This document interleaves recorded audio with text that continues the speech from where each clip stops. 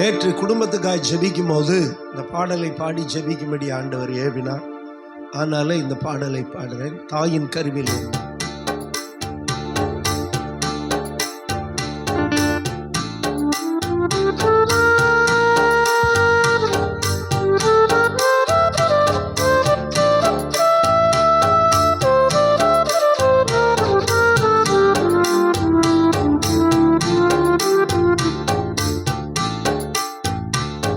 தாயின் கருவில் இருந்து நீரே என் பாதுகாப்பு. என் தாயின் கருவில் இருந்து நீரே என் பாதுகாப்பு. ஈமை ஒன்றும் நீங்கிடாமல் என்னை காக்கும் அன்பு. ஈமை ஒன்றும் நீங்கிடாமல் என்னை காக்கும் அன்பு. என் தாயின் கருவில் இருந்து நீரே என் பாதுகாப்பு. என் தாயின் கருவில் இருந்து நீரே என் பாதுகாப்பு.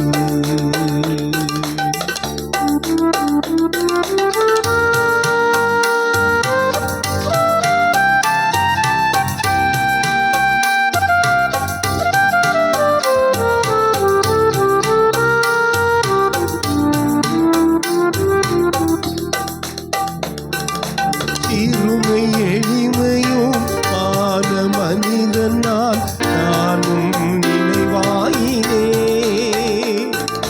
சிறுமை எளிமையும் ஆன மனிதனால் நானும் நினைவாயினே.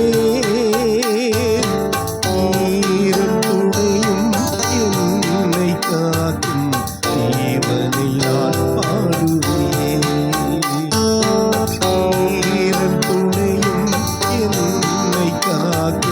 தேவனை தான் பாடுவே. என் தாயின் கருவில் இருந்து நீரே என் பாதுகாப்பு. என் தாயின் கருவில் இருந்து நீரே என் பாதுகாப்பு.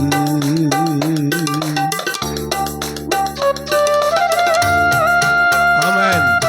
தேவனுடைய பிள்ளைகளை பாதுகாத்து நடத்துவது தேவனுடைய செயல்.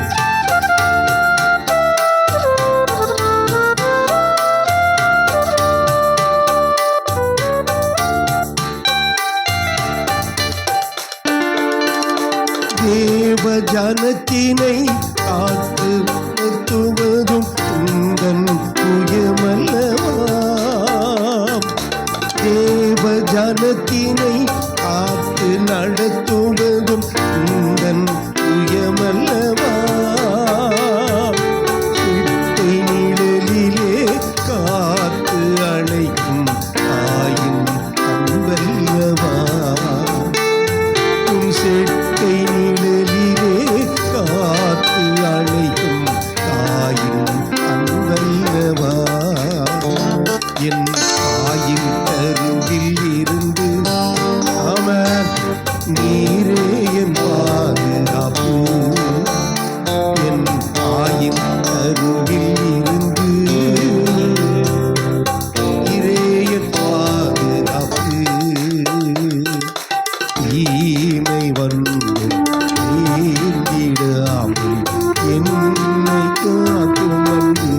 எந்த தீமையும் நேர்ந்திடாமல் இவை ஒன்றும் நீங்கிடாமல் என்னை காக்கும் அன்பு.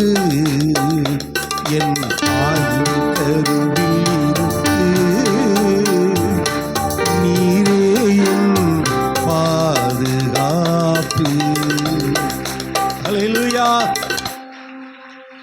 ஆமென். சபை மக்களுக்காக ஜெபிக்கணும்னு ஆண்டவர் ஏவனா வந்து ஜெபம் பண்ணுங்க. சும்மா வீட்டில் கிடந்து என்னத்தை கண்டீங்க? ஜெபிக்கும் போது சபையும் ஆசீர்வதிக்கப்படும், ஜெபிக்கிறவங்களும் ஆசீர்வதிக்கப்படுவாங்க. அல்லேலூயா சொல்லுங்க. சில நேரங்களிலே தேவனுக்கு நம்முடைய ஜெபம் தேவை. எதுக்கெல்லாம் தெரியுமா? நம்மளை பாதுகாக்கிறதுக்கு, அல்லேலூயா, நம்மளை தீமைக்கு விலகிறதுக்கு. எதுக்கு அவருடைய ஜெபம் தேவைன்னா, நம்முடைய தேவன் நீதி உள்ளவர், அல்லேலூயா, ஆமென். சத்துரு என்ன பண்ணுவான்? அவன் தான் ஜெபிக்கலையே, அவன் எதுக்கு நீங்கள் பாதுகாக்கிறீங்க அப்படிமா. நம்முடைய அக்கௌண்ட்ல மற்றவங்களுக்காக ஜெபித்த ஜெபமெல்லாம் இருக்கணும், அல்லேலூயா, ஆமென். கர்த்தர் நல்லவர். இன்றைக்கு சமீபித்து வரும் தேவ நீதி என்கிற தலைப்பிலே ஆண்டவருடைய வார்த்தையை கேட்க போகிறோம். சமீபித்து வரும் தேவனுடைய நீதி. ஏசாயா 46 அதிகாரம் 13வது வசனத்திலே ஆண்டவர் சொல்லுகிறார், என் நீதியை சமீபிக்க பண்ணுகிறேன். அல்லேலூயா. அருமையானவர்களே, இன்றைக்கு தேவனுடைய நீதியையும் அவர் எப்படி அதை சமீபிக்க பண்ணுகிறார் என்பதையும் நாம் தியானிக்க போகிறோம். ஆமென். அருமையானவர்களே, தேவன் சொல்றாரு, இந்த 3 காரியத்திலையுமே அவர் பிலாங் டு மீ அப்படின்னு சொல்றாரு. இவைகளெல்லாம் என்னுடையவைகள். அல்லேலூயா. நீதி அவருடையது சொல்றாரு, என்னுடைய நீதி அப்படிங்கிறார். ரெண்டாவது என்ன சொல்றாரு? என்னுடைய ரட்சிப்பு என்று சொல்லுகிறார். மூன்றாவது என்ன சொல்றாரு? என்னுடைய மகிமை என்று சொல்லுகிறார். அல்லேலூயா, ஆமென். தேவன் பாருங்க, அவருடையதெல்லாம் நமக்கு தருகிறார். மகனே, நீ எப்போதும் என்னுடைய இருக்கிறாய், என்னுடையதெல்லாம் உன்னுடையதா இருக்கிறது. நம்ம ஆண்டவரை பார்த்து சொல்லணும், ஆண்டவரே உம்முடையதெல்லாம் என்னுடையதா இருக்கிறது. அதுல ஒன்று தேவனுடைய நீதி. அல்லேலூயா. சங்கீதம் 11 அதிகாரம் 7வது வசனத்தை வாசிங்கன்னா, கர்த்தர் நீதி உள்ளவர் என்று வேதம் சொல்லுகிறது. ஆமென். கர்த்தர் எப்படிப்பட்டவர்? நீதி உள்ளவர், நீதியின் மேல பிரியப்படுகிறவர், அவருடைய முகம். ஹல்லேலூயா, ஆமென். சங்கீதம் 145 அதிகாரம், சங்கீதம் 145 அதிகாரம் 17வது வசனத்தில் பார்த்தீங்கன்னா, அங்கேயும் கர்த்தருடைய நீதியை சொல்லுகிறது. கர்த்தர் தமது வழிகளில் எல்லாம் நீதி உள்ளவர். ஹல்லேலூயா. அப்படின்னா அவருடைய செயல்கள் எல்லாமே எப்படிப்பட்டது? நீதி உள்ளது. நல்லா தெரிஞ்சுக்கங்க, நீதியை தவிர்த்து தேவன் செயல்பட மாட்டார். அதனால தான் சில காரியங்களை நம்ம செய்யணும். ஏன்னா நம்ம தேவ நீதியை நிறைவேற்ற வேண்டும். ஹல்லேலூயா.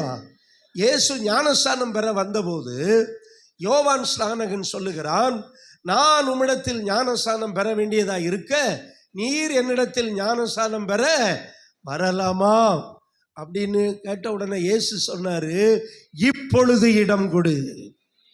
இப்படி நாம் தேவனுடைய எல்லா நீதியையும் நிறைவேற்ற வேண்டும். எல்லாரும் சொல்லுங்க, தேவனுடைய எல்லா நீதியையும்.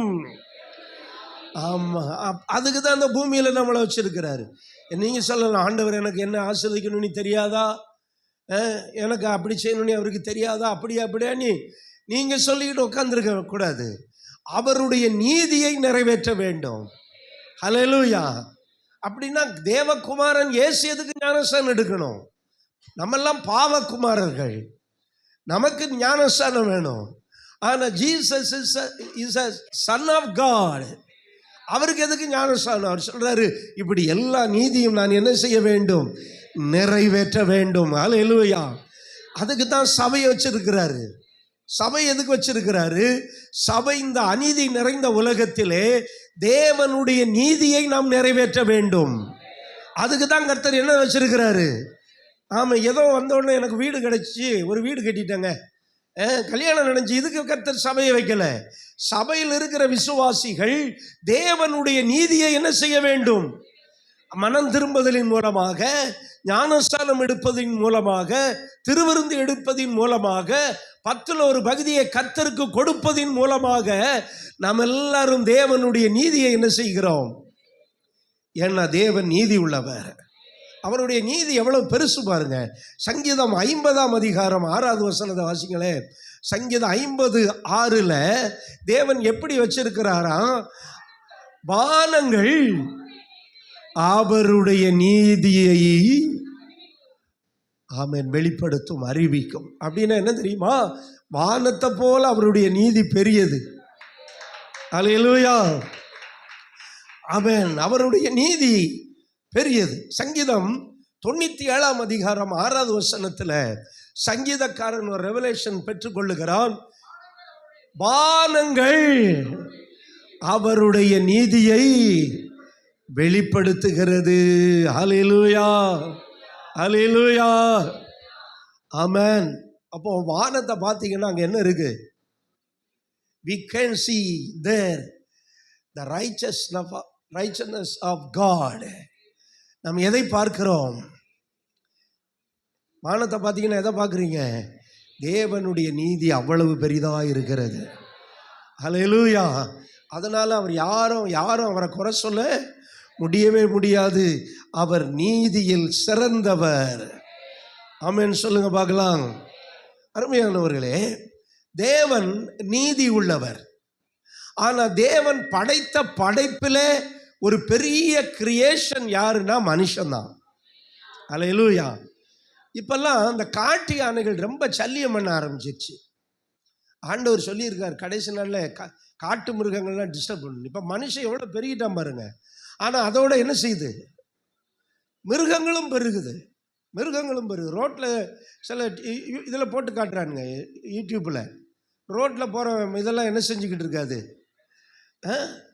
அவன் எவ்வளோ பவர் உள்ளது. அன்றைக்கி பார்த்தா ஒரு வண்டியை கீழே அப்படியே தள்ளி விட்டுருச்சு கோவத்தில். ஆனால் அதுவும் பிச்சை எடுக்குது, காட்டு யானையும். அவனுக்கு ஏதாவது பழங்கள்லாம் கொடுத்துட்டு அவனை விட்டுருது. இப்படி தேவன் படைத்த படைப்புகள் எல்லாவற்றிலும் மகுடம் மனிதன். ஆமென் சொல்லுங்க. அப்போ மனிதன் பூமியில் இருக்கிறான். இந்த பூமியை குறித்து வேதம் சொல்லுகிறது, இது அநீதி நிறைந்த உலகம். சொல்லுங்க, இந்த உலகம் எப்படிப்பட்டது? ஆமாம், நம்ம எங்கே வாழ்கிறோம்? அநீதி நிறைந்த உலகத்தில் வாழ்கிறோம். அந்த உலகத்தில் போய் நீதியை தேடிக்கிட்டு இருக்காதீங்க. என்னங்க அவன் அப்படி இருக்கிறான், இவன் இப்படி இருக்கிறான், அவன் அப்படி இருக்கிறான், இவன் அப்படி இருக்கிறா, அந்த அரசியல்வாதி அப்படி இருக்கான், எல்லாம் அப்படி தான் இருப்பாங்க. நீங்கள் அவங்ககிட்ட போய் என்னத்தை தேட முடியாது? நீதியையும் நியாயத்தையும். ஏன்னா இப்போ உள்ள ஜட்ஜஸ்கிட்டையே என்ன பண்ண முடியாது. அவங்க என்ன பண்ணுவாங்க, ஒரு பெரிய புக்கு வச்சுருப்பாங்க. அந்த புக்கை வச்சு குற்றவாளி கூண்டில் ஏறும்போது இதை கொடுப்பானுங்க. அவங்க என்ன சொல்லுவாங்க, அது மேலே கையை வச்சு, நான் சொல்வதெல்லாம் உண்மைன மாதிரி சொல்லுவான். ஆனால் அந்த மேலே உட்காந்துருக்கான் பாருங்க ஜட்ஜு.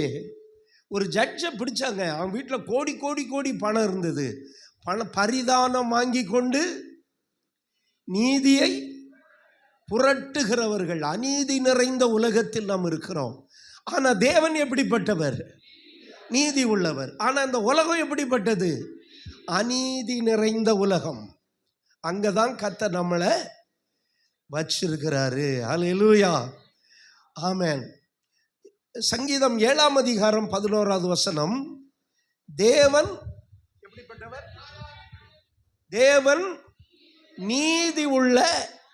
ஆமாம், அவரும் ஒரு ஜட்ஜு தான். ஆனால் எப்படிப்பட்ட ஜட்ஜு? நீதி உள்ள நியாயாதிபதி. இப்போ கவனிங்க, தேவன் வெர்சஸ் மனிதன். இப்போ தேவன் நீதி உள்ளவர்.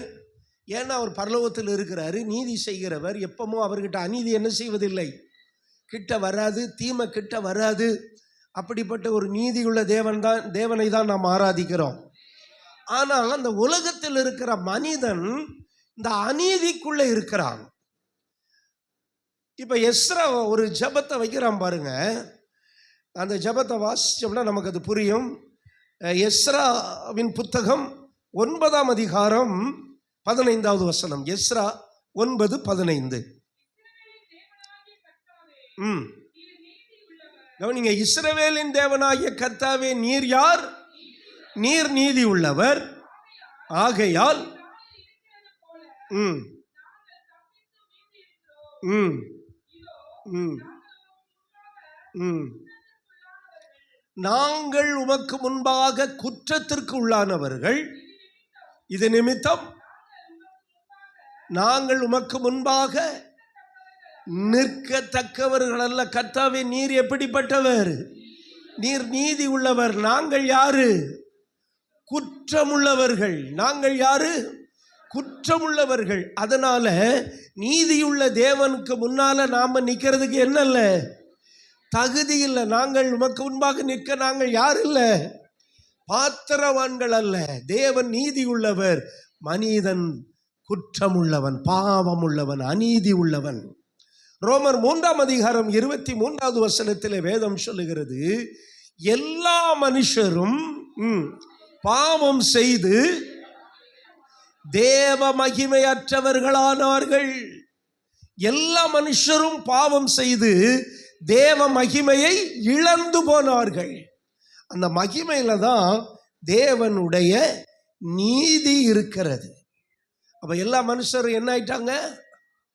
பாவம் செய்து தேவ நீதியை என்ன செய்தார்கள்? கவனிங்க, நல்லா கவனிங்க, அங்கிட்ட வேடிக்கை பார்க்காதீங்க. இப்ப தேவ நீதியை இழந்து போன மனிதன் தனக்குள்ளே ஒரு சுயநீதியை அவன் உருவாக்க ஆரம்பித்தான். தேவ நீதி மனுஷன் என்ன செஞ்சிட்டான்? இழந்து போயிட்டான். தேவனுக்கு முன்னால அவன் யாரா இருக்கிறான்? குற்றமுள்ளவன். தேவனுக்கு முன்னால நம்மெல்லாம் யாரு? அவன் இப்ப நல்லவங்களாயிட்டான். முன்னாடி நம்மெல்லாம் யாரா இருந்தோம்? குற்றமுள்ளவர்கள். எந்த மனுஷனும் தப்பிக்க முடியாது. ஏன்னா தேவன் பூமி அனைத்திற்கும் உள்ள நீதிபதி.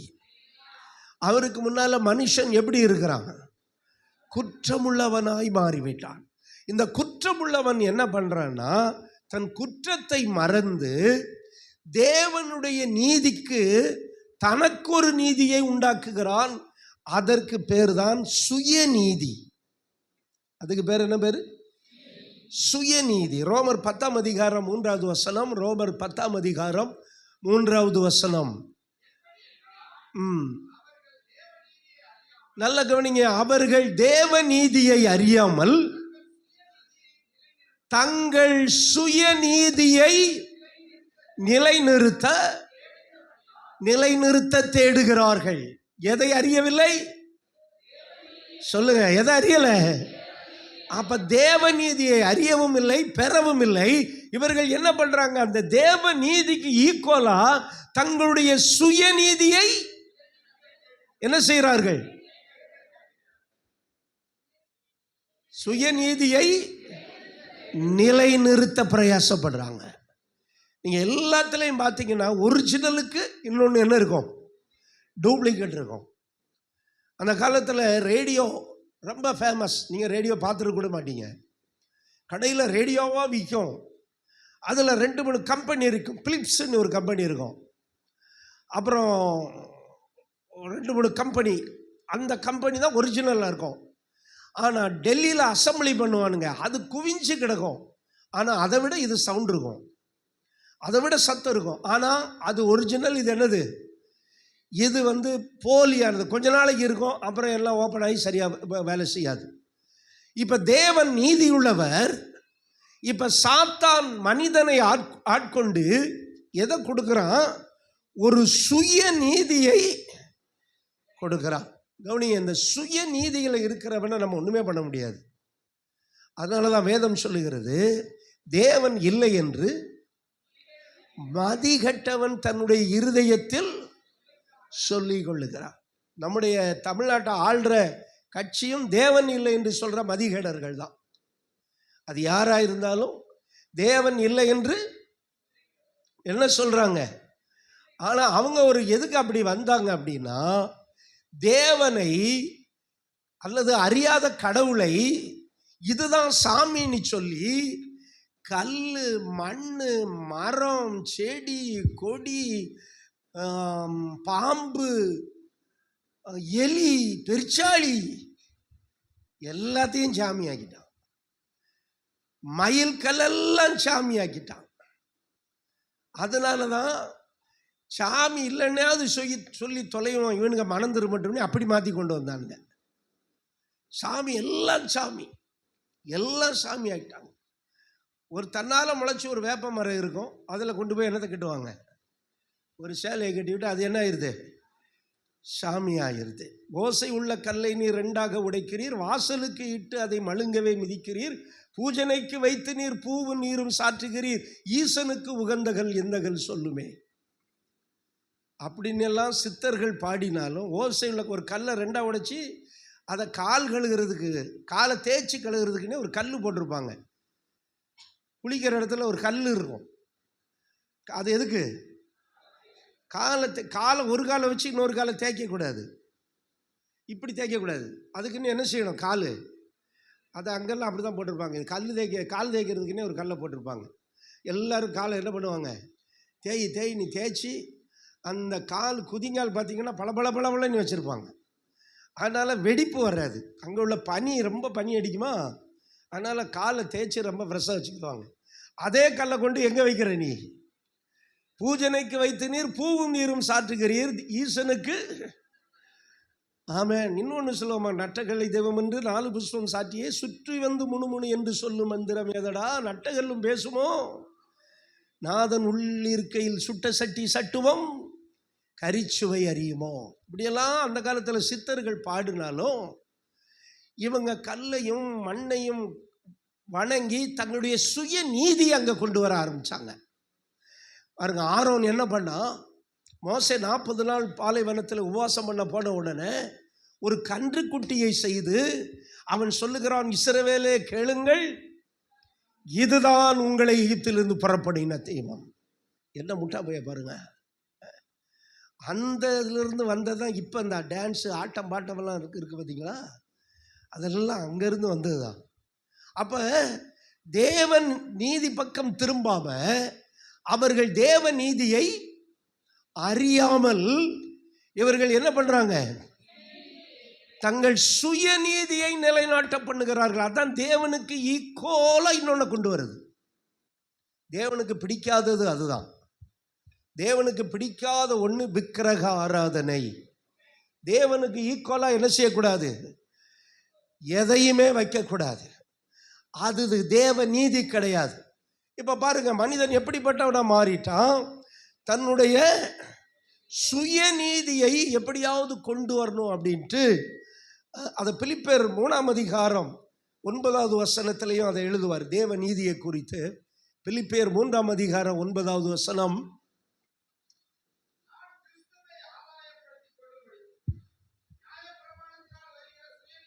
கவனிங்க, சுயநீதி அது பிரமாணத்தினால வருது பாருங்க. இந்த பிரமாணத்தில் வர்றது, நியாய பிரமாணத்தில் வர்றது என்ன நீதி தான், சுயநீதி தான். கிருபையின் பிரமாணத்தில் வர்றதான் தேவ நீதி. அல்லேலூயா சொல்லுங்க பார்க்கலாம். ஆமாம். அப்போ தேவன் தம்முடைய நீதியை சமீபித்து வர பண்ணுகிற காலம். இப்போ என்ன பண்ணுறாரு பாருங்க, மனுஷன் என்ன செய்கிறான், தேவன் நீதி உள்ளவர், அந்த நீதியை இவன் பெற்றுக்கொள்ளாம இவன் தனக்கென்று என்ன செய்கிறான், சுயநீதியை உண்டாக்குகிறான். சுயநீதியை குறித்து பெருமை பாராட்டுறான். ஏன்னா ஏசாயா 64:6 சொல்லுகிறது, எங்களுடைய நீதி எல்லாம் அழுக்கான கந்தையை போல இருக்கிறது. இப்ப கவனிங்க, ஆதாமும் ஏவாளும் ஏதேன் தோட்டத்திலே மகிமையாய் இருந்தார்கள். அவர்கள் மேல தேவ நீதி இருந்தது, தேவனுடைய மகிமை இருந்தது. ஆனா இப்ப பாருங்க, சத்துரு அவர்களை வஞ்சிக்கிறான். பிசாசு அவர்களை ஏமாற்றின உடனே அவர்கள் கண் திறக்கப்படுகிறது. கண் திறக்கப்பட்டு அவர்கள் நிர்வாணிகள் என்று அறிந்து அவர்கள் என்ன செய்தார்களாம், ஆதியாகமம் 3ஆம் அதிகாரம் 7வது வசனத்திலே, அவர்கள் தங்களுக்கு அத்தி இலைகளை தைத்து தங்களுக்கு அரைக்கச்சைகளை கட்டி தங்களுடைய நிர்வாணத்தை மறைத்தார்கள். கவனிங்க, தேவநீதியை இழந்துட்டு இப்ப இவங்களா என்ன பண்றாங்க, ஆமென், இங்க ஒரு அத்தி இலையை போய் தச்சுக்கிட்டு இருக்கிறான் பாருங்க. தேவன் அவங்களுக்கு ஒரு மகிமையின் சரீரத்தை கொடுத்திருந்தார். அவர்களை மகிமையின் சரீரம் என்ன செய்திருந்தது, மூடி இருந்தது. இப்போ அதை இழந்த உடனே, தேவநீதியை இழந்த உடனே அவர்கள் என்ன செய்ய ஆரம்பிக்கிறார்கள்? தங்கள் சுயநீதியை அங்கே கொண்டு வர ஆரம்பிக்கிறார்கள். அத்தியலையை தச்சு உடுத்துக்கிட்டு தேவனுக்கு முன்னால் நிற்கிறதுக்கு என்ன செய்யறானுங்க? பயப்படுறானுங்க. இப்ப தேவன் என்ன பண்றாரு? அந்த இடத்துல தேவ நீதியை குறித்து வாக்குத்தத்தம் கொடுக்கிறார். அல்லேலூயா. தேவ நீதியை இழந்து தன் சுயநீதியினாலே தன்னை மறைத்து கொள்ளுகிற, தன்னை மூடிக்கொள்ளுகிற மனுக்குலத்திற்கு தேவன் இன்னொரு வெளியரங்கமான தேவ நீதியை வாக்கு பண்ணுகிறார். அதுதான் உன் வித்துக்கும் ஸ்திரீயின் வித்திற்கும் பகையை உண்டாக்குவேன் என்கிற வாக்குத்தத்தம். அவர் உன் தலையை நசுக்குவார் என்கிற வாக்குத்தத்தம். இந்த வாக்குத்தத்தம் எப்படி வந்தது அப்படின்னா, சுயநீதியில் இருக்கிற மனிதனுக்கு தேவன் இன்னொரு நீதியை அங்கே வாக்கு பண்ணுகிறார். அல்லேலூயா. ஏன்னா ஒருவனும் சுயநீதிகளை தேவனிடத்தில் என்ன செய்ய முடியாது? நெருங்கி போக முடியாது. இப்ப என்ன பண்றாங்க? ஆதாமும் ஏவாளும் தங்களுக்கு அத்தி இலையை தைத்து கொண்டு தங்களுடைய நிறுவனத்தை மறைத்தார்கள். தேவன் அவங்க மேல இறக்கப்பட்டு என்ன பண்ணாரு? அவர்களுக்கு தோல் உடையை உடுத்தினார். தோல் உடையை உடுத்தினார். பாருங்க, தோல் உடையை தேவன் உடுத்தும் போது அங்கே ஒரு மிருகம் கொல்லப்பட்டிருக்க வேண்டும். அல்லேலூயா. அப்ப ஏதேனிலே ஒரு ஆட்டுக்குட்டி என்ன செய்யப்பட்டது? அடிக்கப்பட்டது. அந்த தோல் உடையை அவர்களுக்கு உடுத்தி அவர்களை நீதி உள்ளவர்களாய் மாற்றினார். அல்லேலூயா. ஆனா ஆதாமின் மூலம் வந்த எல்லா மனுக்குலமும் தேவ நீதியை தேடாமல், கவனிங்க, தங்களுடைய சுய நீதியை நிலைநாட்ட விரும்புகிறார்கள். இதான் இன்னைக்கு ஒரு பெரிய ஆபத்து. பாருங்க, இன்னைக்கு என்னன்னா, தங்களுக்கு தாங்களே ஜட்ஜ்மெண்ட் பண்ணிக்கிட்டு, நான் செய்கிறது சரிதான், எனக்கு சூழ்நிலை இப்படி வந்துருச்சு, நான் செஞ்சுட்டேன் இல்லையா? காயின் ஆபேலை கொண்டு போட்டுட்டு அவன் தன்னுடைய சுயநீதியை அங்கு நிலைநாட்ட விரும்புகிறான். ஆதாம் பாவம் செஞ்சுட்டு தன்னுடைய சுயநீதியை நிலைநாட்ட விரும்புகிறான். தேவரீர் எனக்கு தந்த ஒய்ஃபு எனக்கு எடுத்துட்டா அப்படிங்கிறான். ஆனால் இவன் என்ன செஞ்சிருக்கணும்? அந்த இடத்துல அதை பாதுகாத்து இருக்கணும் இல்லையா? ஆனால் என்ன சொல்கிறான்? நீர் எனக்கு தந்த என் மனைவி ஏவாள் என்ன பண்ணிட்டா? சரி, இவாக்கிட்ட கேட்குறாரு ஆண்டவர், நீ எப்படி பண்ணமா அப்படின்னா, அவள் என்ன சொல்கிறா? சர்ப்பம் என்னை, இங்கே தான் ஒரு போர்வை வருது பாருங்க. இது என்னன்னா சுயநீதி என்கிற போர்வை. தவறை ஒத்துக்கொண்டு, மனுக்குலம் தவறை ஒத்துக்கொண்டு தேவனுடைய சமூகத்தில் வராம அந்த தவறை மறைக்க மறைக்க மறைக்க மறைக்க விதவிதமான போர்வையை மூடிக்கிட்டே இருக்கிறாங்க. இன்னைக்கு சில அரசியல்வாதிகளை பார்த்தீங்கன்னா, சில பிஸ்னஸ் பீப்புளை பார்த்தீங்கன்னா, ஒரு பையை மறைக்கிறதுக்கு இன்னொரு பை, இன்னொரு பையை மறைக்கிறதுக்கு இன்னொரு பை, இன்னொரு பையில மறைக்கிறதுக்கு இன்னொரு பை. பொய் பொய் பொய் மேலே பொய் சொல்லிக்கிட்டே இருப்பாங்க. ஏன்னா ஒவ்வொரு பொய்யும் அவர்களை எப்படி மாற்றும்? அவங்கள நீதி உள்ளவர்களாய் மற்றவர்களுக்கு காட்டும். ஓ அப்படியா? இன்னொரு பொய். தங்களுடைய தவறுகளை அல்லது அநீதியை தேவனிடத்திற்கு கொண்டு போகாமல் இவர்களுக்கு தங்களுக்கு தாங்களே என்ன செய்யறாங்க? நிறைய போர்வையை போத்திக்கிறாங்க. நான் போன ஞாயிற்றுக்கிழமை நடந்த வீட்டுக்கூடத்தில் சொன்ன பாருங்க, இன்னைக்கு எல்லா பறவையும் அழகாய் முட்டையிட்டு என்ன செய்யும்? குஞ்சு பொரிக்கும். ஆனால் அந்த தீக்கோழி கழுதை என்ன செய்யும்? தீக்கோழி தானே அது, என்ன செய்யாது? முட்டை போட்டாலும் அடை கிடக்காம குஞ்சு பொரிக்காது, எல்லாம் கூமுட்டையாக போயிடும். அப்போ ஒரு மனுஷன் ஐஸ்வர்யத்தை சேர்த்து சேர்த்து வைக்கும் போது, அவன் அநீதிக்கு மேலே அநீதியை சேர்த்து சேர்த்து வைக்கும் போது ஒரு நாள் அதெல்லாம் எப்படி போயிடும்? கூமுட்டையாக போயிடும். ஒன்றுக்கும் உதவாது. ஐஸ்வர்யம் ஒன்றுக்கும். ஆமென். இவன் கவனிங்க, அப்ப தேவ நீதியை அவன் எங்கிருந்து கண்டுபிடிக்கிறது? இவன் தனக்குத்தானே நிறைய சுயநீதியை போட்டுக்கிட்டே இருப்பாங்க.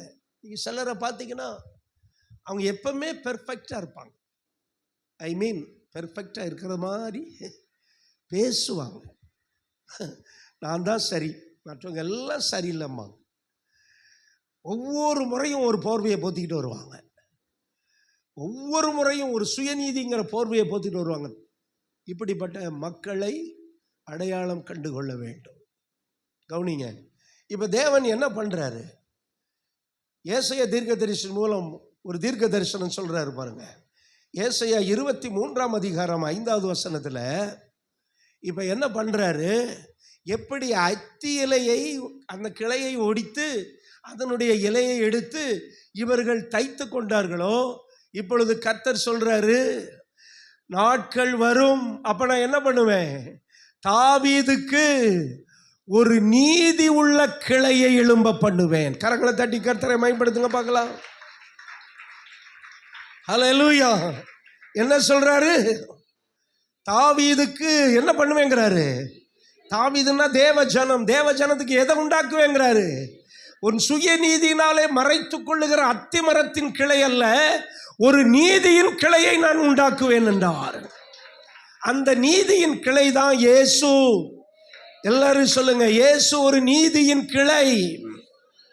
ஆமென். ஈசா என்னும் அடிமரத்திலிருந்து ஒரு வேர் தோன்றி துளிர்க்கும் என்று வேதம் சொல்லுகிறது. ஈசா என்னும் அடிமரத்திலிருந்து ஒரு வேர் தோன்றி என்ன செய்யும்? துளிர்க்கும். இப்ப கர்த்தர் சொல்றாரு, நான் ஒரு நீதி உள்ள கிளையை எழும்ப பண்ணுவேன். இந்த உலகத்திற்கு ஒரு நீதி தேவை. அல்லேலூயா.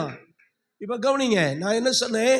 ஒவ்வொரு மனிதனும் தன்னுடைய சுயநீதி என்கிற போர்வையை என்ன செய்கிறான்? போர்த்து கொள்ளுகிறான். ஆனால் இரவு நேரத்தில் களத்தில் வந்த ரூத்திற்கு போவாஸ் ஒரு போர்வையை பொத்துகிறான். அது சுயநீதியின் போர்வை அல்ல, அது தேவ நீதியின் போர்வை. போவாஸ் இயேசுவுக்கு ஒப்பாயிருக்கிறான். நல்ல கரங்களை தட்டி ஹல்லேலூயா. ஆமென். களத்திலே வந்த ரூத் விசுவாசிக்கு அடையாளமாய் இருக்கிறாள். களத்திலே இருக்கிற போவாஸ் இயேசுவுக்கு அடையாளமாய் இருக்கிறான். ஹல்லேலூயா. அவன் தன்னுடைய போர்வையை எடுத்து ரூத்தின் மேல பொத்துகிறான். அதுதான் தேவனுடைய நீதி. ஹல்லேலூயா. இன்றைக்கு இயேசு அந்த நீதியை கொடுக்க தாவீதின் கிளையா இந்த பூமிக்கு வந்தார். ஒரு நீதியுள்ள கிளையை என்ன செய்வேன்? எழும்ப பண்ணுவேன் அப்படின்னு ஏசாயா தீர்க்க தரிசனம் சொல்லுகிறான். அதே ஏசாயா தீர்க்க தரிசனம் 46:13 என்ன சொன்னா, அந்த நீதியை இப்பொழுது நான் என்ன செய்வேன்? சமீபிக்க பண்ணுவேன். அல்லேலூயா. இப்ப நமக்கு அந்த நீதி கிடையாது. ஏற்கனவே சமீபிக்கப்பட்ட நீதி 2000 வருஷத்துக்கு முன்னாடி இந்த உலகத்தில் வெளிப்பட்டது. நீங்களும் நானும் அந்த நீதியின் போர்வையில போர்த்து கொள்ளப்படுகிறோம். அல்லேலூயா. ஆமென். அதனாலதான் ரோமர் 5:17 நீதியின் பரிபூரணம் என்று வேதம் சொல்லுகிறது. ரோமர் 5ஆம் அதிகாரம் 17வது வசனத்தை வாசிங்கன்னா, நீதியின் பரிபூரணம். எல்லாரும் சொல்லுங்க பார்க்கலாம். இன்னொரு பரிபூரணம் இருக்கும், நீதியாகிய ஈவின் பரிபூரணம். சொல்லுங்க, நீதியாகிய ஈவின் பரிபூரணம். இந்த பரிபூரணம் எங்க இருக்கு? இயேசுதான் அந்த பரிபூரணம். அல்லேலூயா. வேற எந்த கடவுள்கிட்ட இந்த பரிபூரணம் இல்லவே இல்லை. ஆமென். இவர்தான் நீதியாகிய ஈவின் பரிபூரணம். எல்லாரும் வலதுகையை உயர்த்தி சொல்லுங்க பார்க்கலாம். நீதியாகிய ஈவின் பரிபூரணம். எப்படிப்பட்ட வல்லமுள்ள தேவனை நம்ம ஆராதிக்கிறோம் பாருங்க. அல்லேலூயா, அல்லேலூயா.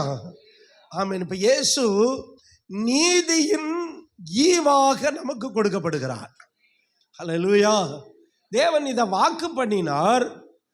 ஆனால் வாக்கு தத்தத்தை என்ன செய்தார்? நிறைவேற்றினார். வாக்கு பண்ணினார், வாக்கு தத்தத்தை என்ன செய்தார்? நிறைவேற்றினார். எப்ப நிறைவேற்றினார்? சுமார் 2000 வருடங்களுக்கு முன்பதாக என்ன செய்தார்? ஆமென். இப்போ எலியா வானத்திற்கு போகும்போது, அக்கினி ரதங்களில் எடுத்துக்கொள்ளப்படும் போது எலியாவினுடைய சால்வை கீழே விழுகிறது. அல்லேலூயா, ஆமென். அதே போல இயேசு இந்த உலகத்தின் நீதியின் சால்வையாக வந்தார். ஆமென். ஏசாயா சொல்றான், அவர் எனக்கு நீதியின் சால்வையை கொடுத்தார், நீதியின் போர்வையை கர்த்தர் கொடுத்தார். ஆமென்.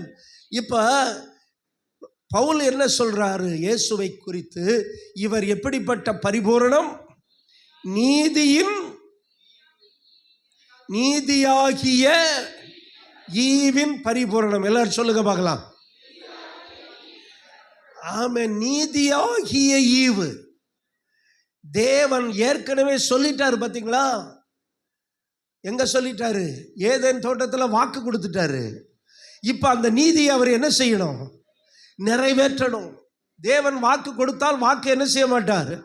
மாற மாட்டார். இப்ப நீதியாகிய தன்னுடைய குமாரனை இந்த பூமிக்கு அனுப்ப வேண்டும். எப்படி அனுப்ப வேண்டும்?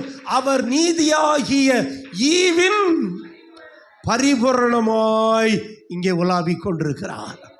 ஹல்லேலூயா, ஆமென். சரி, அப்ப இயேசு இருந்த காலத்தில் அந்த நீதியின் பரிபூரணம் இருந்தது. ஆனால் அதற்கு பிறகு வருகிற சந்ததிக்கு எப்படின்னா, அந்த நீதியாகிய பரிபூரணமாகிய இயேசுவை மரித்தும் உயிரோடு எழுப்பி இன்றைக்கும் அவர் உயிருள்ளவராக நமக்கு முன்பாக நிறுத்தி இருக்கிறார். அல்லேலூயா, சொல்லுங்க பார்க்கலாம். அல்லேலூயா, ஆமென். இப்ப என்ன நடக்குது? என்ன செய்யணும் நீ பாருங்க. ஆமென். எனக்கன்பானவர்களே, தேவன் இயேசுவை ஒரு நீதியுள்ள ஈவாக என்ன செய்தார் என்று வாசித்தோம். பூமிக்கு கொடுத்தார், சபைக்கு கொடுத்தார், மனுக்குலத்திற்கு கொடுத்தார். ஹல்லேலூயா. இப்ப என் நீதி யாரா மாறிடுறாரு? இயேசு தான் என் நீதி. கொஞ்சம் வாய் திறந்து சொல்லுங்க எல்லாரும். ஹல்லேலூயா. அவரே, இயேசுவே தேவனால் எனக்கு யாரானார்? நீதியானார். இயேசுவே உம் இரத்தத்தால் என்னை நீதிமானாய் மாற்றினீரே.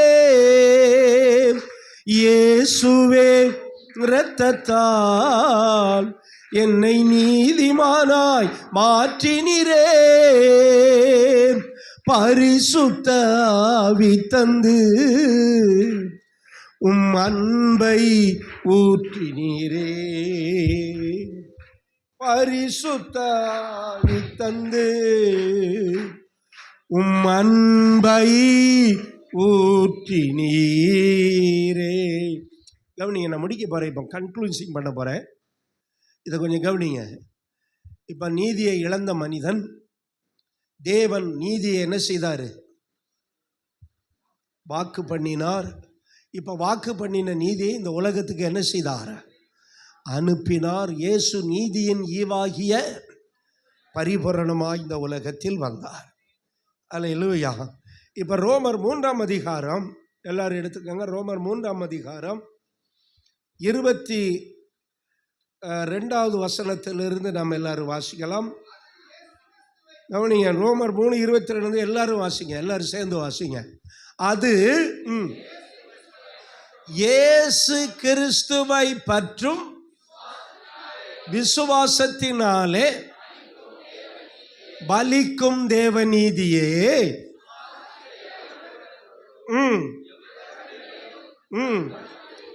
அது பலிக்கும். மறுபடியும் வாசிங்க. விசுவாசிக்கிற எவர்களுக்குள்ளும் எவர்கள் மேலும் அது பலிக்கும்.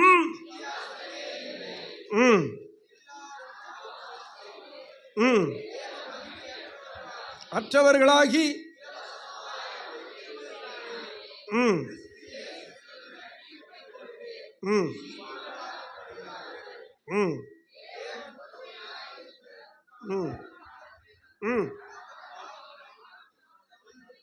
ஒழுங்கா வாசிங்க. ஒருத்தர் வாசிக்கிறீங்க, ஒருத்தர் வாசிக்க. எல்லாரும் சேர்ந்து வாசிக்க சொன்னல, எல்லாரும் சேர்ந்து வாசிங்க.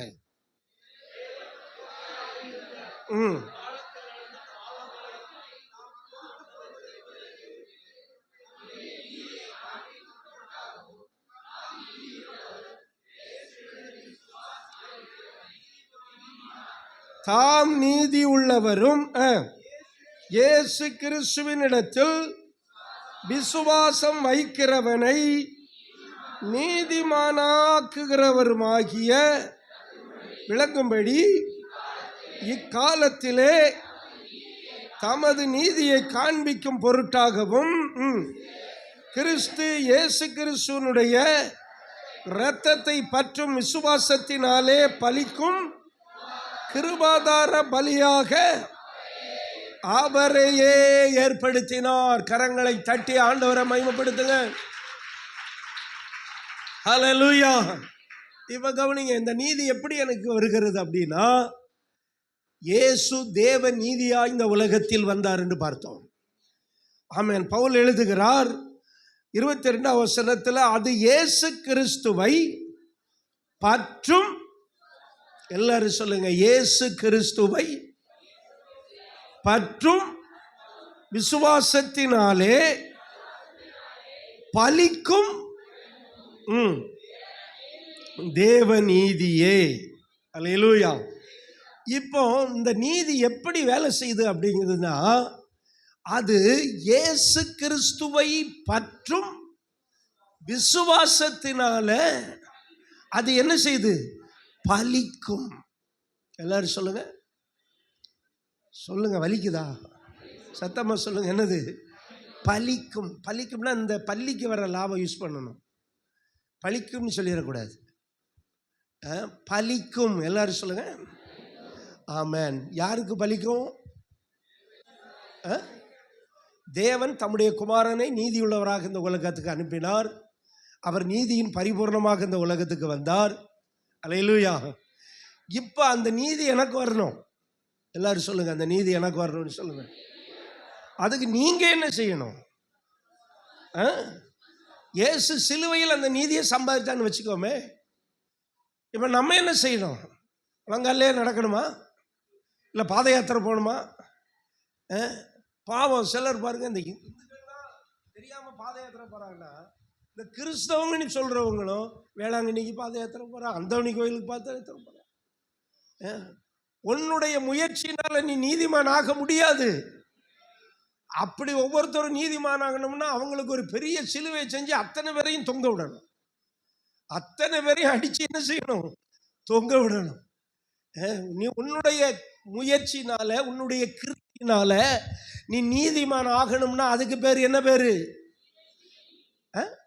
சுயநீதி. ஆனா நீங்க தேவ நீதியை பெற வேண்டுமானால் நீங்க எதுவுமே செய்யக்கூடாது. எதுவுமே செய்யாம பெறதுக்கு பேர் தான் தேவ நீதி. நீங்க எதையாவது செஞ்சு பெற்றீங்கன்னா அதுக்கு பேர் என்னது? சுயநீதி. இப்போ உங்களுக்கு சுயநீதி வேணுமா, தேவ நீதி வேணும்? அப்படின்னா நீங்க ஒண்ணுமே செய்யக்கூடாது. ஒண்ணுமே செய்யக்கூடாது. என்ன செய்யணும்? Must believe him. நீங்க இயேசுவை மட்டும் விசுவாசித்தால் போதும். ஹல்லேலூயா. நீங்கள் இயேசு ஆண்டவர் என்று இந்தாங்க. கிறிஸ்துவ ரொம்ப ஈஸி இல்லைங்க. என்னைக்கெல்லாம் சபைக்கு சேர்ந்த நாளிலிருந்து ஞாயிற்றுக்கிழமை வாங்குறாரு. அதுவும் இப்போ ஒரு அறிவிப்பு கொடுக்க போறாரு. ஒரு வாரத்துக்கு ஒரு நாள் வர்றீங்க, அப்பமாவது நேரமே வரக்கூடாதா? ஒரு பாட்டு பாடுற நேரத்துக்கு வரக்கூடாதா? எல்லாம் சங்கீதம் எல்லாம் முடிஞ்சு நீ வந்துதான் எதுக்கு அப்படி சொல்லுவார். இதெல்லாம் எனக்கு கஷ்டமா இருக்குன்னீங்கன்னா, இந்த உலகத்தில் ஈஸியான வழி இயேசுதான். இயேசுதான், அவர் ஈஸிதான். இயேசுதான் ரொம்ப ஈஸி தான். ஈஸி. இயேசு காட்டின வழிதான் ரொம்ப ஈஸி. மற்ற மதங்கள் எல்லாம் என்ன சொல்லுகிறது? நீ செய், நீ செய், do it, do it, do இட்னு சொல்லுது. ஆனா கிறிஸ்டியானிட்டி சொல்றது only believe it, believe it, believe இட்ங்கிறது. ஹல்லேலூயா. ஆமென். நீ நல்லவனா இருக்கணுமா? நீ என்ன வச்சுக்கிட்டு 40 நாள் குளிக்காம கொள்ளாம நாத்தம் குடிச்சுட்டு நீ என்ன பண்ணு, நீங்க இந்த ஜனவரி ஃபர்ஸ்ட் வீக்ல எல்லாம் குளிக்கலாம். எங்க ஊருக்கு போகும்போது பாத்தீங்கன்னா எல்லாம் காது நீங்கி சட்டை நாசமாகி பக்கத்துல உட்கார முடியாது. நீ இப்படியெல்லாம் இருந்தால்தான் நீ யாரா மாற முடியும்?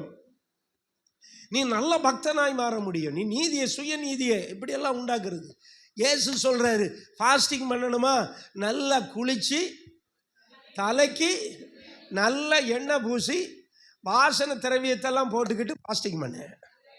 ஹல்லேலூயா, ஆமென். தேவையில்லாம இந்த தாடி வளர்த்துக்கிட்டு இருக்காத. தாடி வளர்த்துக்கிட்டு பார்க்க பரிதாபமா தெரியாது. என்னங்க, நான் ஐ ஆம் இன் ஃபாஸ்டிங், நான் எதில் இருக்கிறேன்? ஆமாம், ஃபாஸ்டிங்கில் இருக்கிறேன். ஆனால் சொல்கிறாரு, நீ ஃபாஸ்ட் பண்ணும்போது எப்படி இருக்காத, முகவாடலாம் இருக்காது, அது அடுத்தவனுக்கு தெரியக்கூடாது. ஹல்லேலூயா, நீ எப்படி தான் இருக்கணும்?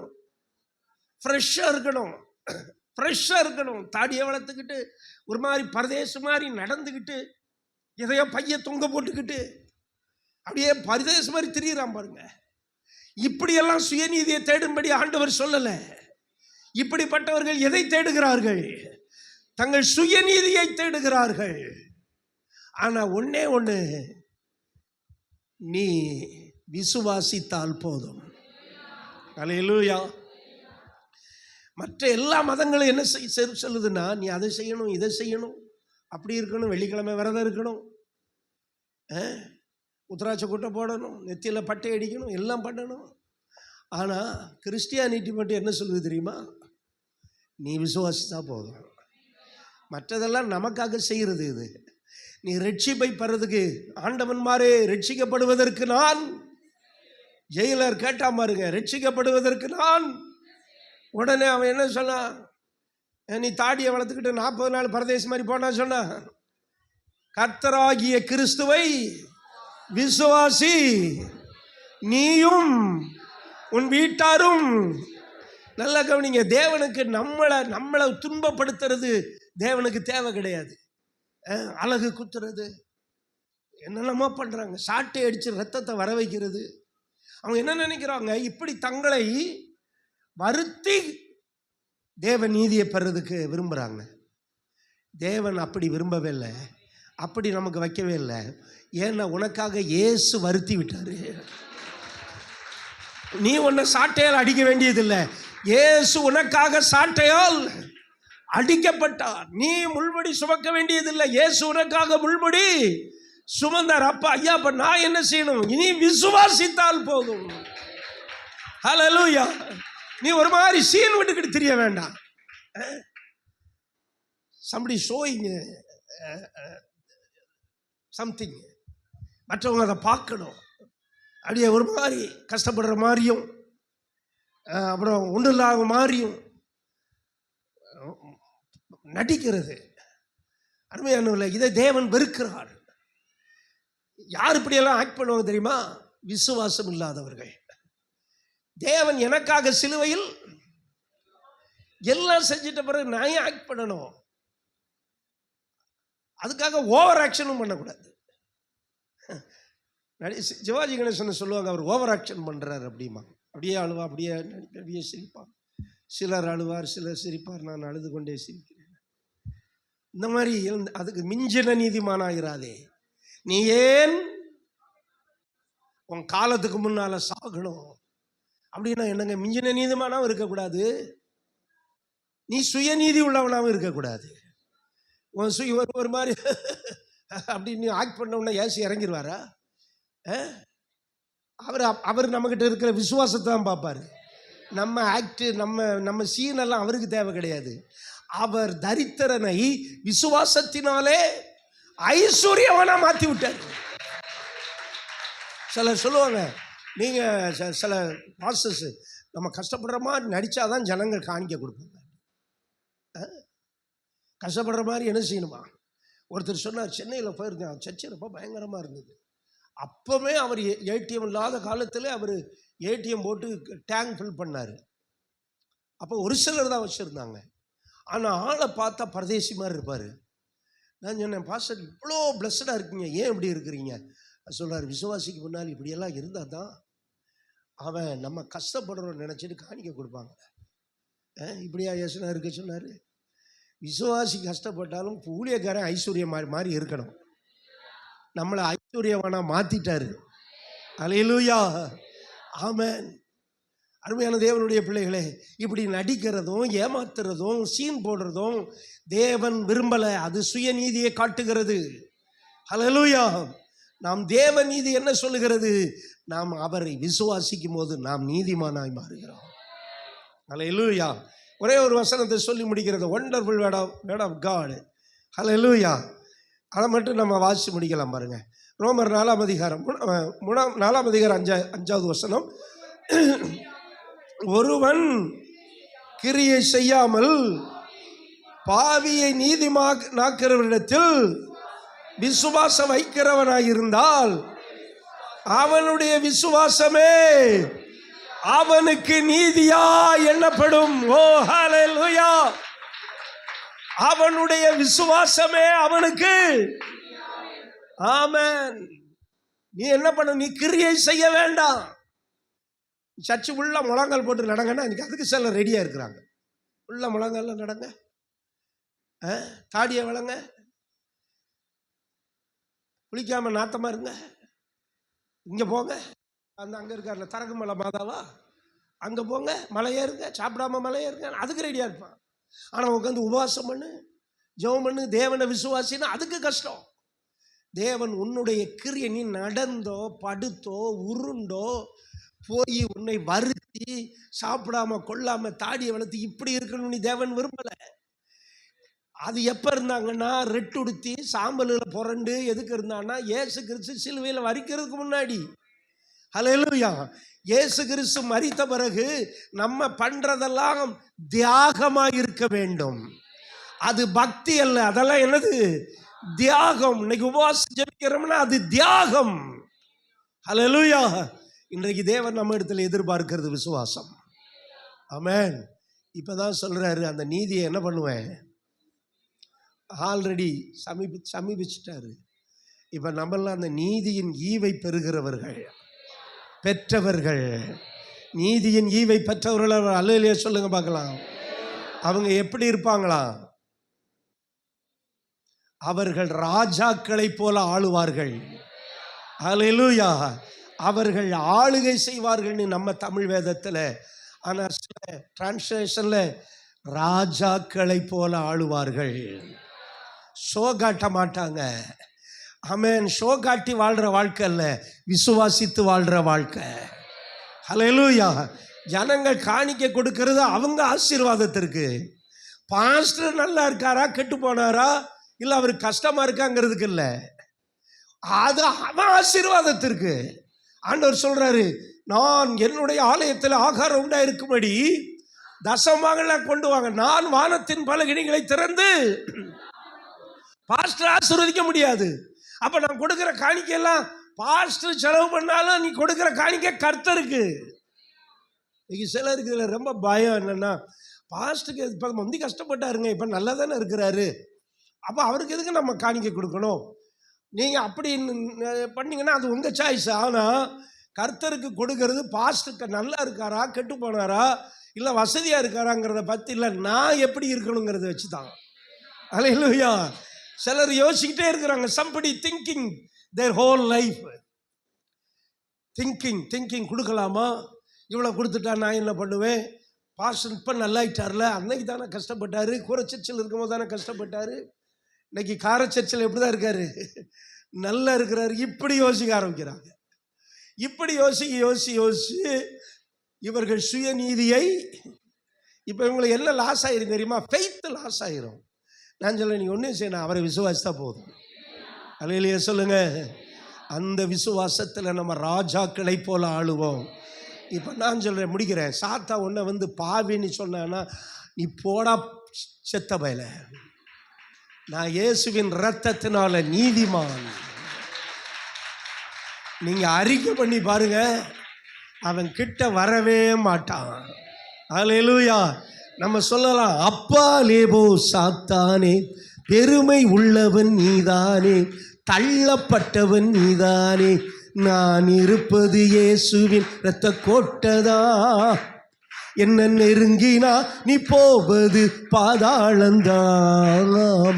சிலுவையில் உன்னை ஜெயிச்சது ஏமான் அந்த ஜெய கிறிஸ்து இயேசுவுக்கு பிள்ளை நானுதான். அப்படியே ஜெபம் பண்ணுவோம் எல்லாரும். ரீமா ராபாலா தோர் அக்கா பாபா, உம்முடைய நீதி எங்களுக்கு தந்தீர் ஆண்டவரே. அந்த நீதியை சமீபித்து வர பண்ணுவேன் என்று சொன்னீர். இந்த இயேசுவே என் நீதி.